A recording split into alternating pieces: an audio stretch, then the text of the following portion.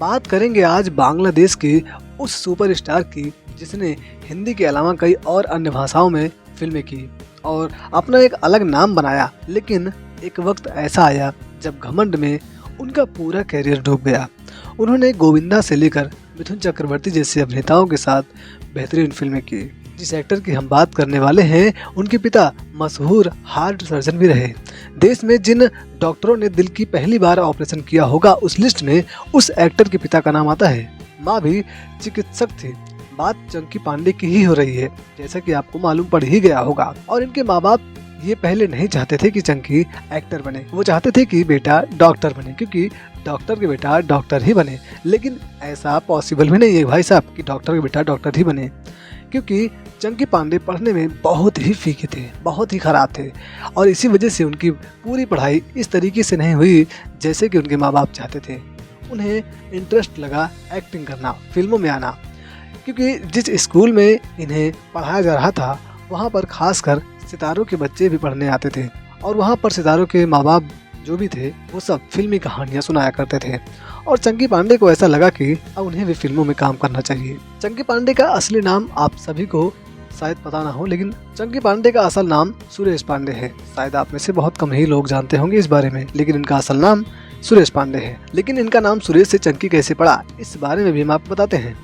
चलिए, माता पिता इनके दोनों वर्किंग रहे तो उनकी देखभाल उनकी नैनी ने किया। उनकी नैनी सुरेश को उन्हें चंकी कहकर बुलाना पसंद था और वो सुरेश पांडे को चंकी कहकर ही बुलाया करते थे।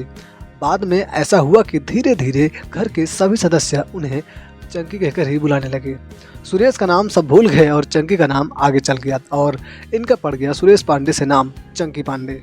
चंकी के पिता का नाम शरद पांडे और माँ का नाम स्नेहलता पांडे थी और ये चाहती थी कि पढ़ लिख कर ये डॉक्टर बने।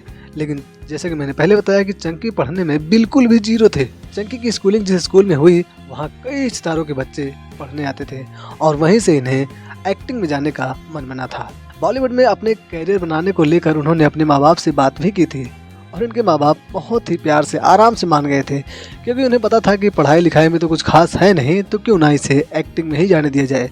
लेकिन माँ बाप ने बोला कि अगर एक्टिंग में जाना ही है तो कम से कम उसे ही पढ़ ले, उसे ही सीख ले। उन्होंने समझाया और एक्टिंग सीखने के लिए उन्होंने कहा और उसके बाद इनकी एक्टिंग क्लासेस चालू हो गई। साल 1986 की बात है। 23-24 साल के चंकी पांडे पहुंच गए डेजी ईरानी के स्कूल में, जहां उन्होंने अभिनय की बारीकियों को सीखा। बता दें कि वहीं नौकरी भी शुरू कर दी थी। रिपोर्ट्स की माने तो उसी स्कूल में उन्होंने सलमान खान और अक्षय कुमार जैसे सुपरस्टार्स को एक्टिंग और डांस की ट्रेनिंग भी दी थी। ये बड़ी बात है। 1987 में उन्होंने फिल्म आग ही आग से बॉलीवुड में डेब्यू किया। चंकी पांडे ने पाप की दुनिया, खतरों के खिलाड़ी, जहरीले, आंखें सहित कई अन्य सुपरहिट फिल्मों में काम किया और अपना एक अलग ही सिक्का जमाया। उन्होंने साल 1988 की सुपरहिट फिल्म तेजाब में अनिल कपूर के दोस्त का किरदार निभाकर सभी का दिल जीत लिया, जिसके लिए उन्हें सहायक अभिनेता के लिए फिल्म फेयर अवार्ड से भी सम्मानित किया गया। एक के बाद एक फिल्मों में चंकी पांडे का सिक्का चलने लगा, लेकिन अभी वह फिल्म आनी बाकी थी जिसके बाद लोग उन्हें भविष्य का सुपरस्टार कहने लगे थे। साल 1993 में अनिल धवन के छोटे भाई यानी कि डेविड धवन साहब, इन्होंने एक फिल्म बनाने की सोची।